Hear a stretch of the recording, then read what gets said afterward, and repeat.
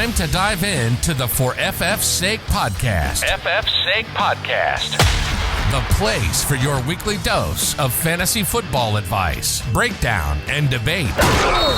Redraft, dynasty, sleepers, and buy or sell candidates. It all gets discussed right here. Now, let's go to your hosts, two guys that say the other is an idiot. Ian Steele and Evan Harris. Welcome back to For FF's Sake.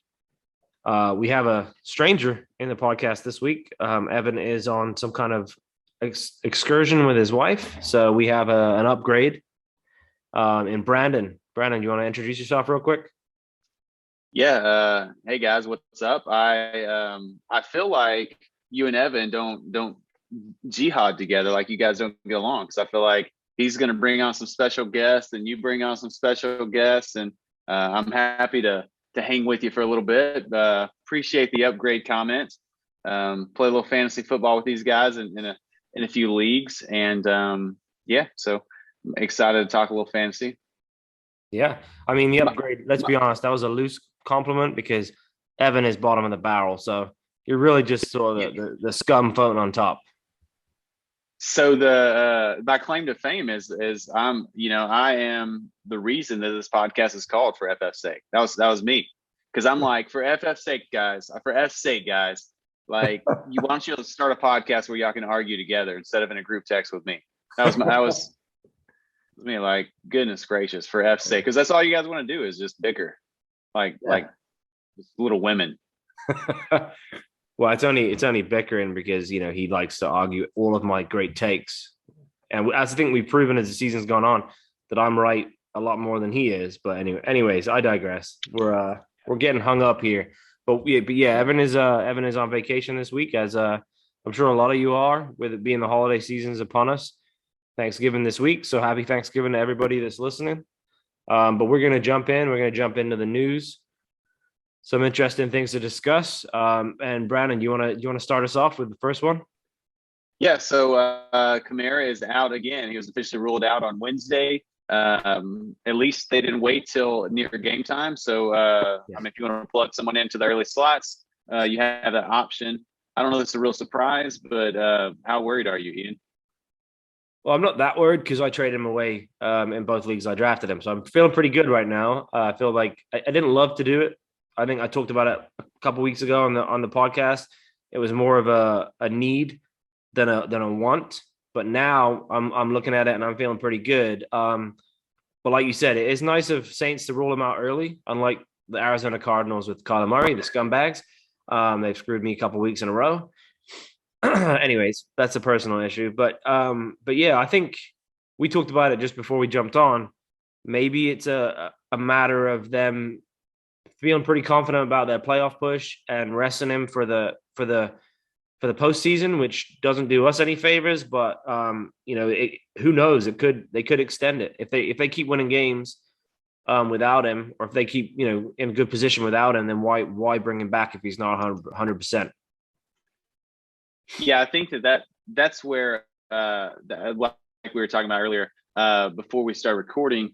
I was looking at their schedule, and they're right now they're slid into the 7th playoff spot. They're sitting at 5-5, and their last 3 games are against Miami, Carolina, and Atlanta. So all very, very winnable games. So they feel good that they can at least get to the 8 win right now, and they can still. I've had their schedule pulled up, but they can win some of these games without Kamara. So I think that they're just being overly cautious because they feel like they can finish strong and have him fresher for the playoff. Yeah, and he's obviously at this point in their where they're at with their roster, he's the biggest and most important part of their offense. I mean, you're starting Trevor Siemian under center. Michael Thomas is done for the year, so there really is a mishmash of a wide receiver group. They lost Adam Troutman for the year, and he was starting to come on, look pretty good, or at least I think 4 to 6 weeks, but most likely for the year. So yeah, I think Kamara, if they have any playoff aspirations, they need him 100%. And with Ingram there, he's a guy that can hold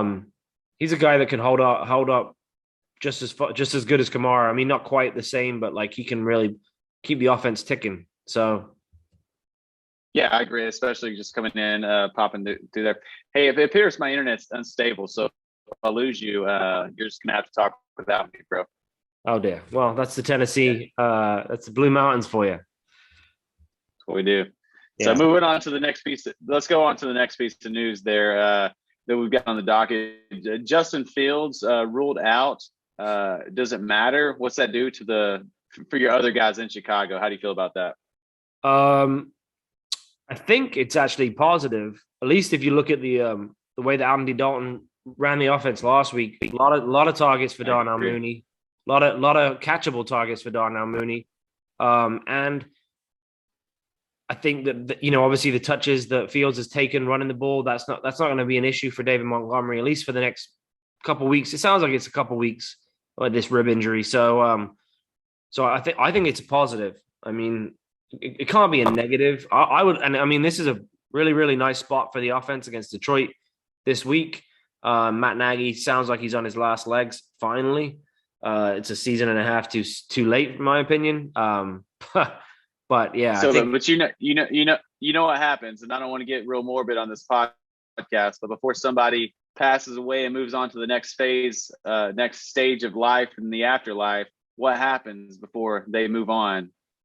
They rally. And so Matt Nagy, it's about time for him to rally here at the end of the season before they fail again. So I think you're going to get some good offensive games out of him, because he's going to be creative and trying to do some things to fight for his job. But I think that it's going to be a net positive for your skill guys around Andy Dalton. yeah. Because Justin Fields. Go ahead. Go ahead.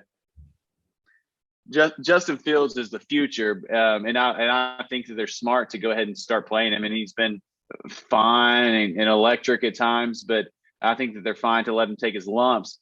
But if you're looking for fantasy production, I think Andy Dalton is going to be much better at that for those guys around him. Yeah, no, I agree. Honestly, it's a similar first season than the Hurts had in Philadelphia for Fields. Like some good stuff, some bad stuff. You could see the potential there. I don't think anybody really saw the Justin Hurts second year breakout that we're watching right now. And I'm not saying that Fields is going to be to that level next year, but I think that you'll see next year you'll see a pretty well improved version of what we're seeing here in spurts. But from Fields, a lot of good running. I would say, yeah, I would say he'll be much improved next year. I agree. Yeah. All right, next one, pretty big one for Dallas. Obviously, they lost. Cooper didn't play last week for COVID, and they lost CD pretty early with a concussion. Cooper's out again this week. I believe not long enough for him to clear the COVID protocol, and I think CD's not officially out yet, but it sounds like it's a long shot for him to play on Thursday. So that's a big hit. And we saw what it did to Dallas's offense, a very stark contrast to them the week prior against Atlanta. They looked anemic, really, as far as the passing game. Obviously, Dak Prescott struggled big time. So, I mean, it'll be good for guys like Gallup and Schultz. But I just think the offense as a whole takes a step back when those two guys are off the field. For sure. I think that, if you've got CeeDee Lamb and ends up playing, you have to play him. But you're nervous you're nervous if you do. Dallas played a much better defense this past week than they did against Atlanta. So Kansas City's defense has been coming on. So they had a tough matchup anyways. Right. But where compared to Atlanta, but whenever both their top receivers were out, man, golly, it makes it tough sledding for everybody. Zeke, any of the guys. So yeah, I'm starting CD with my eyes closed if he ends up playing. As of right now, it looks like it's trending downward, but we'll see. Right. This next one is one close to your heart, so I'm gonna let you take the lead on this one. Yeah, AJ Brown's banged up again, and this time it's not his knee or ankle; it's his chest. He's got a broken heart, it appears. Yeah, man, dude. If you're on the Titans, you are banged up. It's kind of the way that it is. I'm nervous because whenever AJ Brown or the skill guys, other than obviously we lost Derrick Henry, but when we don't play AJ, Julio's been out. But when all those guys end up going out, we can't beat teams like the Texans and the Jets. So I'm worried from a team standpoint. Fantasy wise, I mean, again, it's kind of like with CD, you got to start your studs, but golly, man. Yeah, it's a tough one. And honestly, he's a guy that a lot of people were buying low on earlier in the season. Then he kind of had his little breakout, and everybody was happy to see him kind of rediscover his form. And then it kind of fell off a cliff. Ironically, when Julio went down, his performance, I don't think I mean, it was a little around the same time as Derrick Henry, but I think more it was around when Julio went down. He obviously became the only target again, and then he just wasn't able to gain. And I know he's been hurt most of the season, so that might be some of it. But a lot of people, I think, talk about how AJ was the only guy last year, but they forget that Jonnu Smith was a big part of that passing game last year. And without him, for sure, it really was just AJ Brown. And so if you only have to cover one guy, realistically, it's pretty easy. So yeah, it's tough to watch because he is an awesome player to watch when he's in full flight, but the Titans are really, I mean, I think you might make the playoffs, but I don't think you get through the first round if you do. Yeah, it's an enigma, man. They just play up or down to their competition. I'm frustrated. They've ruined a lot of parlays for me this year, not doing the right thing. I'm really frustrated with them. So, but I've got a few shares of AJ Brown, and I'm starting him. You know, if he's healthy, but it's really frustrating whenever he doesn't get through the game, or when Tannehill's throwing 4 interceptions and not giving him a chance to get in the end zone. Exactly. All right, next one. Not a name that we're really interested in, but more so the guy that it might impact. Jamal Agnew to IR, another Jaguar receiver that is going to be on IR. So how does this impact Chenault, do you think, going forwards? And he's a guy that's probably on waivers too. Yeah, that's funny because we'll talk about that later. So now if James Robinson goes down and Carlos Hyde goes down and Marvin Jones goes down, I think that Chenault will get an opportunity. I think he just needs 2 or 3 more injuries, and he's going to get an opportunity. Man, with Chenault, I believe it. I believe it when I see it. I don't know that it impacts him. I'm not sure if there's if he struggles to learn the offense or what. I don't watch enough Jacksonville games to know if he's getting separation and just not getting targets. I don't feel bad saying that because even Meyer doesn't. Yeah. But I'll believe it when I see it with Chenault. I mean, I think he's been a big pile of disappointment. And I've got him in a couple leagues and haven't dropped him yet, but until you see it, I won't be starting him when he breaks out. I'll just say that. Yeah, he'll break out on my bench. Yeah, he's been an interesting one. He obviously came out and he looked like he had the opportunity to be a Deebo Samuel on that offense. You know, like a Tyreek Hill, even a short yardage guy that can take it to the house with one move, kind of thing. And just hasn't kind of transpired yet. And I don't know if that's down to, like you said, his ability to understand the offense or the coaching itself or what. But it's been frustrating.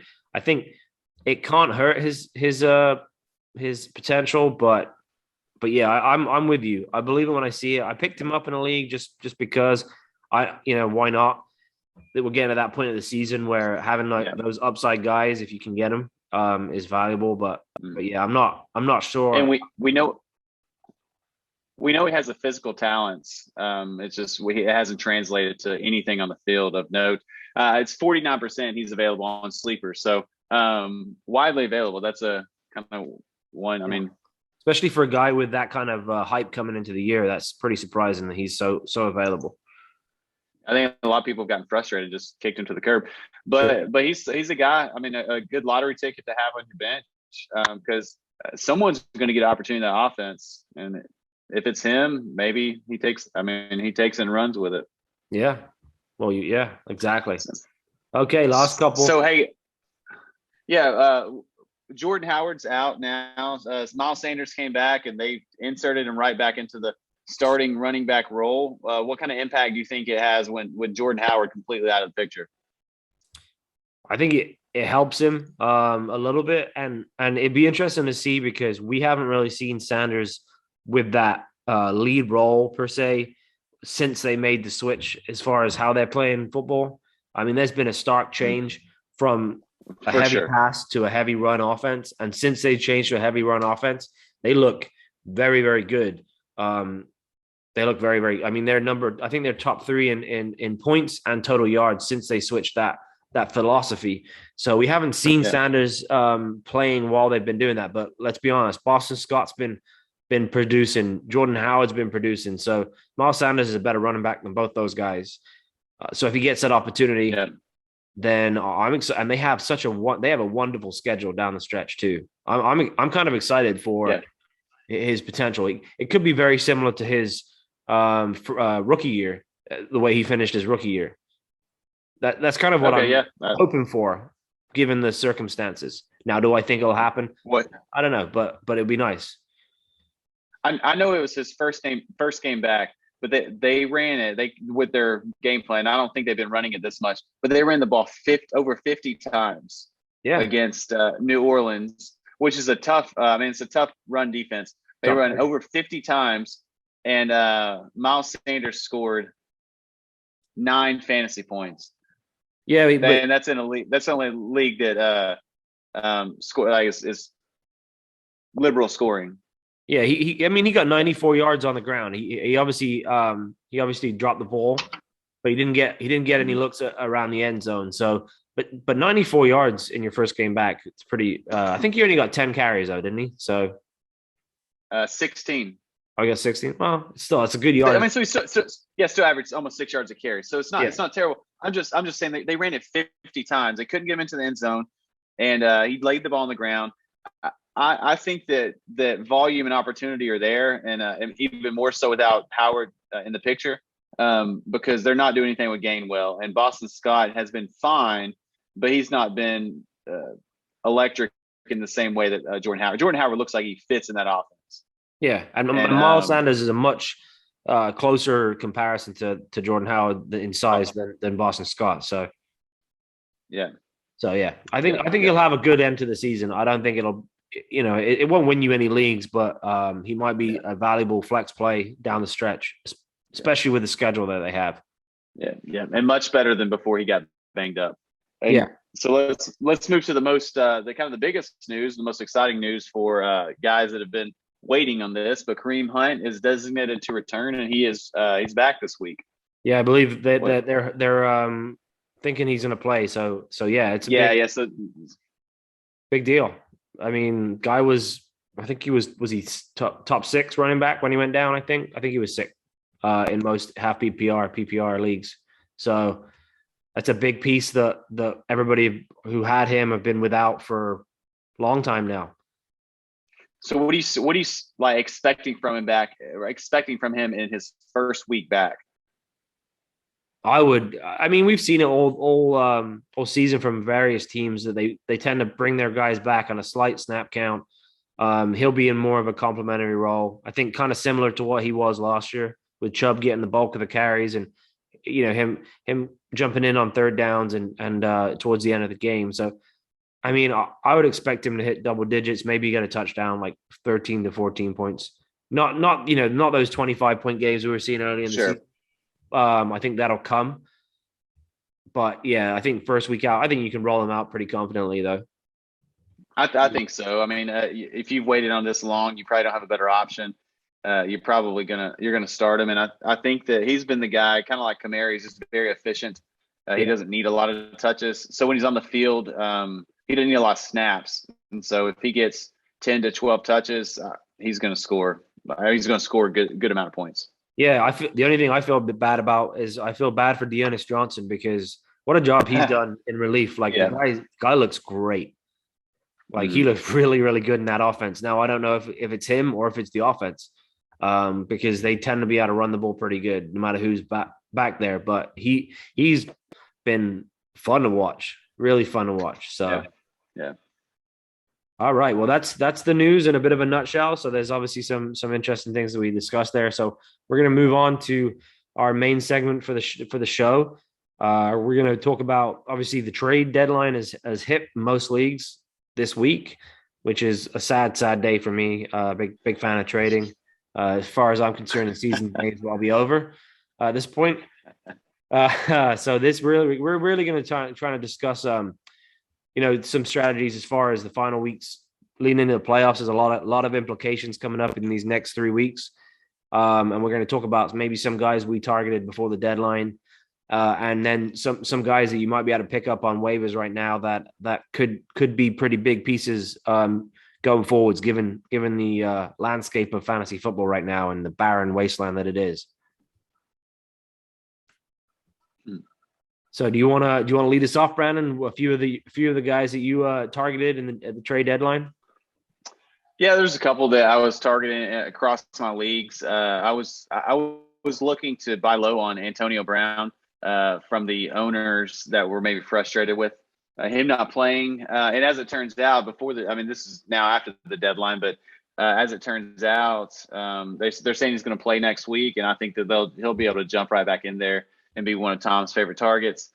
So I was unable to buy as low as I'd like on that. I think that the owners had been waiting on him to come back, and they were not going to sell him because they waited this long. They're just going to ride it out. But he was the guy I was targeting. And then the other guy, kind of a small piece, was Tony Pollard.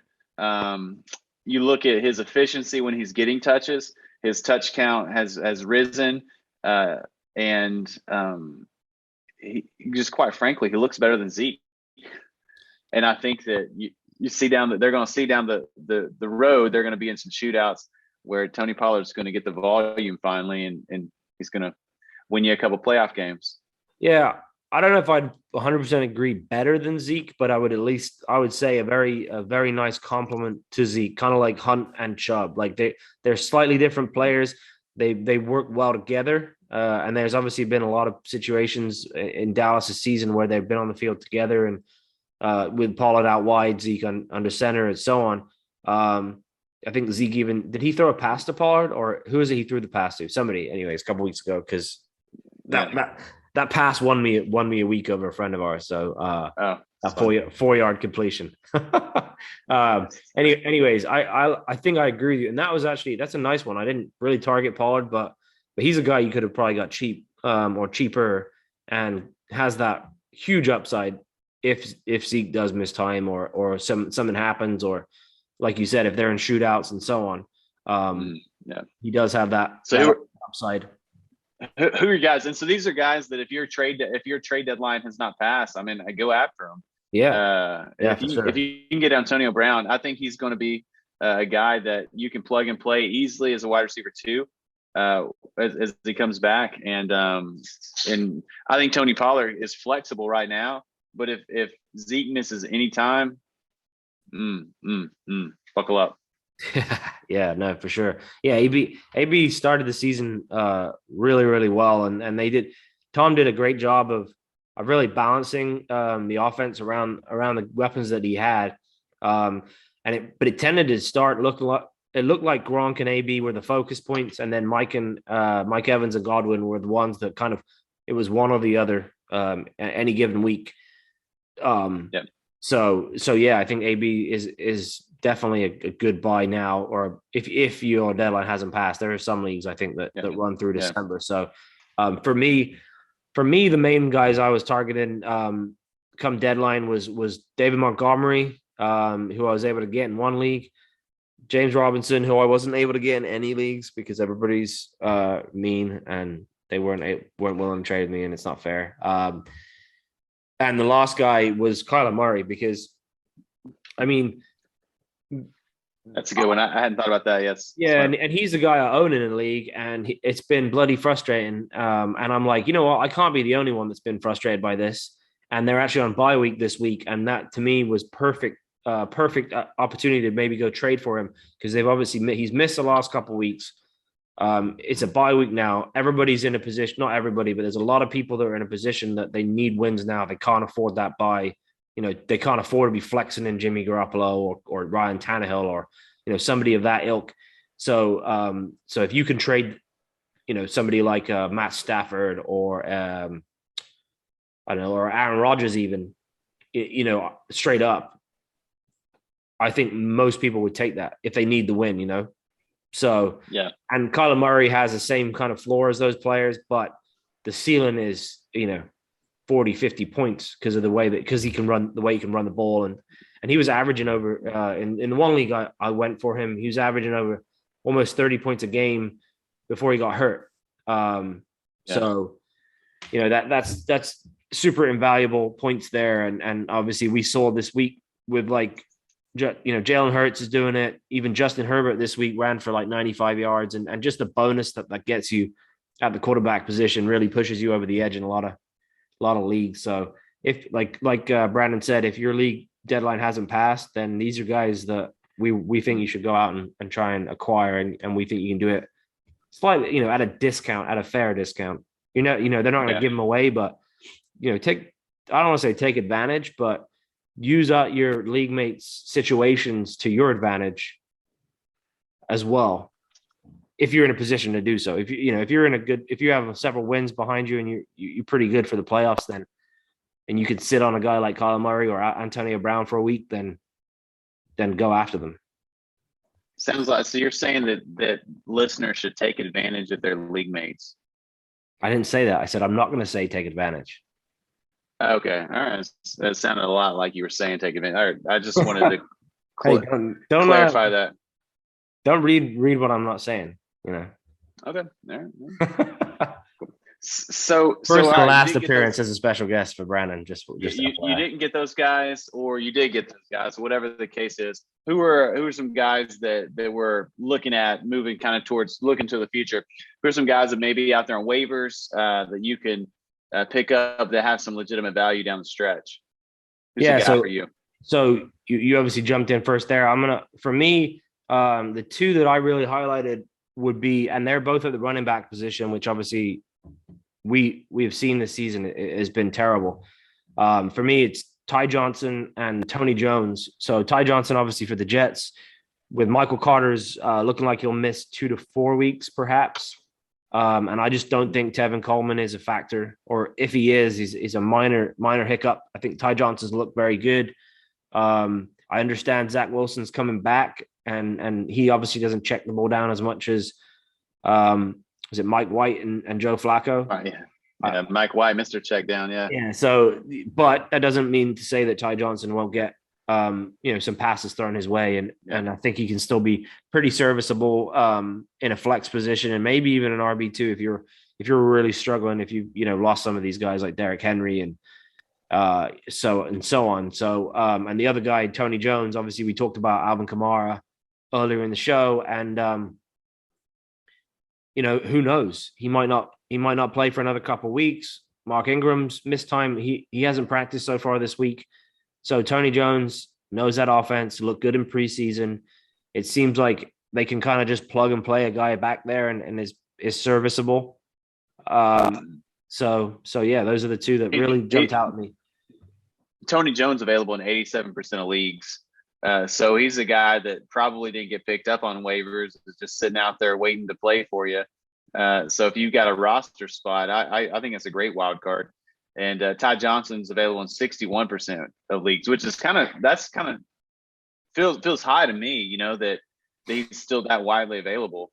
Yeah, because he's had some good performances even with Michael Carter in the correct. Yes. So especially with all the bye weeks, I thought he'd be rostered higher than that. So that's a bit surprising to me. So for me, I was gonna say my first thought was the guy that you can pick up down the stretch, because the quarterback position has not been as deep or as consistent, I should say, as I feel like it has in years past. I was going to say Cam, like you look at him and what he has down the stretch, and just the way that he's looked energized with that offense. But he's only available in 32% of leagues, so he was picked up quick. Yeah. So these are guys that are stretched. So if you're digging and you're looking for that diamond in the rough, Marquise Goodwin with Chicago. So with Andy Dalton taking over the reins, at least for the next week or two, your receivers are going to have a little bit more value. You've seen what they're going to do with Allen Robinson, which is nothing. And if he plays even, but especially if Allen Robinson doesn't play, Goodwin's going to get probably 8 to 12 targets, which is going to be good volume for a flex position or wide receiver 3. Yeah, and he's a guy that can blow he the top off at any one time. Because I mean, he ran in the Olympics, so there's not many guys in the league faster than him. So that's a big dart throw. He's available in 97, basically every league that you're in. So if you're looking to look for a hero play, that's a guy. And then some plays that are more realistic and safer, if you will. David Johnson, with them dropping Philip Lindsay, they're going to be playing from behind. So he should get some passing game work. He's available in over 50% of leagues. He's the starting running back for an NFL team. So, I mean, he's still available in 50% of leagues. That's a guy that could be serviceable down the stretch. Yeah, absolutely. Fits the bill 100%. It is Houston Texans, so bear that in mind, listeners. However, I think it's a good take. Like you said, he is the passing back in that offense, and he looked. People forget last year he was pretty good. A lot of people were playing him week in, week out. He was getting, double-digit points every week until he got hurt later in the year. So we have short-term memory in fantasy football, especially when it comes to guys of that age, of that running back position. I think we get like rookie fever, and we get these young guys. Like everybody's obviously 100% sure that the Javonte Williams isn't rostered in less than like 90% of leagues, but he might be less serviceable than David Johnson down the stretch. That's just we're fickle beasts, the fantasy football. Yeah. So I'm not telling you go drop Laviska Shenault for David Johnson. I'm not saying that, even though I don't believe in Laviska Shenault. That's not what I'm saying. I'm just throwing some darts. I'm just giving some names and some ideas that you might take that risk. Yeah. For it. And honestly, at this stage of the season, those are a lot of people in that position, they need to throw darts. They need those high risk, high reward plays. They can't afford a 11-point guy. They need a guy that can have the potential for a 20-point week. And David Johnson legitimately has that, potential. Yeah. A couple touchdown catches and 60 yards or whatever. I mean, freaking Ingram I think he had almost 20 points week 1 for Houston. So yeah. So the offense has produced that, and I think David Johnson is a better piece in that offense than Ingram was. So yeah. And I'll just say this so that we hit him. If Elijah Moore is still available in your league, you need to find a roster spot for him. He's available in 20% of leagues on Sleeper. If that happens to be one of your leagues, you need to find a spot for him. First of all, if he's available in one of your leagues, can you let me in? Because I'd like some free money. But yeah, that absolutely guy looks. Again, I don't like this. Yeah. We're talking about 2 Jets. It makes me feel like it's crazy. It's genuinely dirty and Twilight Zone. But yeah, Elijah Moore looks really, really good. He looks. And Darnell Mooney is now your wide receiver 1 in Chicago, and he's available in 23% of leagues. Yeah. That's one of yours. I do like Darnell Mooney. He's a heck of a route runner. Some would say he's a budget Kadarius Toney. No, actually, Mooney's a better route runner. Kadarius Toney's better after the catch. So yeah, I think that's a good take. Yeah. All right. Well, that kind of wraps up our little segment there. Good luck to everybody who's making a playoff run coming up in the next couple of weeks. We're gonna just hit on our matchup madness like we do every week. Talk about some of the our 2 favorite matchups as far as the fantasy performances we predict. So, Brandon, you wanna go first? Sure. Yeah, I've got Indianapolis versus Tampa Bay. The Tampa Bay Toms. It's in Indianapolis, and so it's on turf. The weather's going to be good. Indianapolis has kind of found their groove, so they're going to put up some points on Tampa Bay. And Tampa Bay has the tools to put up points. So I think this is going to be a shootout. And Tampa Bay's defense is strong enough against the run, which Buffalo should be too, but strong enough against the run where it should get your pass catchers in Indianapolis involved. So I think that you're going to have a all around good scoring game for your skill guys. I'm not super high on Carson Wentz, oddly enough, this week against them. But I think that you're going to see a lot of points in that, and so you'll see a lot of fantasy points. Yeah, I like that. I like that one. I like mine a little bit better. I got Minnesota versus the 49ers. Two offenses that are really firing on all cylinders the last 4 or 5 weeks. I mean, especially if you looked at last week's games, there was 2 heck of games they played. So 49ers, you know who you're firing up there. Kittle, Debo, even Ayuk fired up last week. And I don't think Elijah Mitchell's going to – well, he's doubtful. Is he not Elijah Mitchell? No, he's not. I haven't seen him doubtful. I've just seen him questionable right now. I don't know if they've given him the doubtful tag. Okay, well, that's Shanahan playing his games. What a scumbag. Yeah. He's worse, almost as bad as Cliff Kingsbury. But yeah, so I don't know if he'll play, but I hope he doesn't play because that means more rushes for Debo, which is nice, which I like. But yeah, and then on the Minnesota side, you know who you're firing up for Minnesota: Kirk Cousins, Dalvin Cook, Thielen, and Jefferson. I mean, you just every week they are a very, very good offense. It's kind of crazy.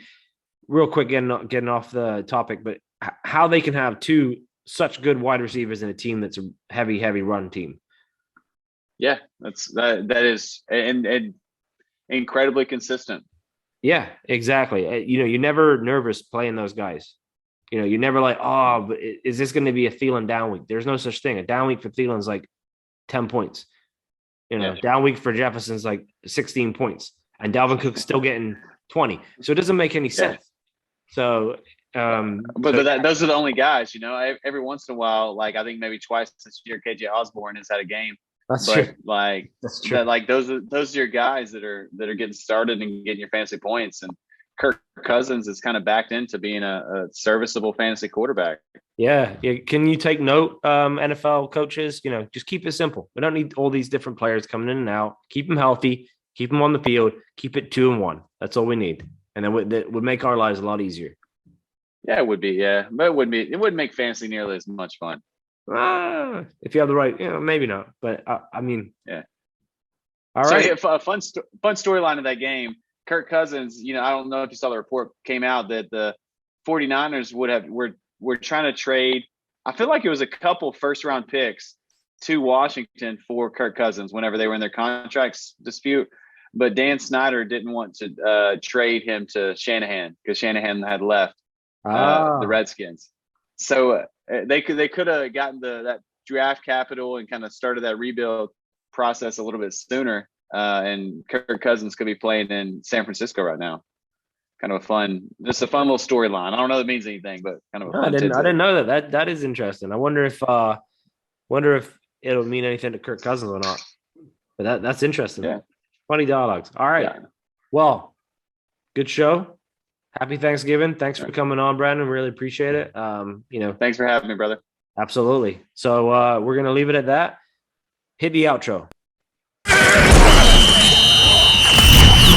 Thank you for listening. Follow for FF's sake on all social media platforms and search for us wherever you get your podcasts. For your weekly dose of fantasy football advice, breakdown, and debate. Redraft, dynasty, sleepers, and buy or sell candidates.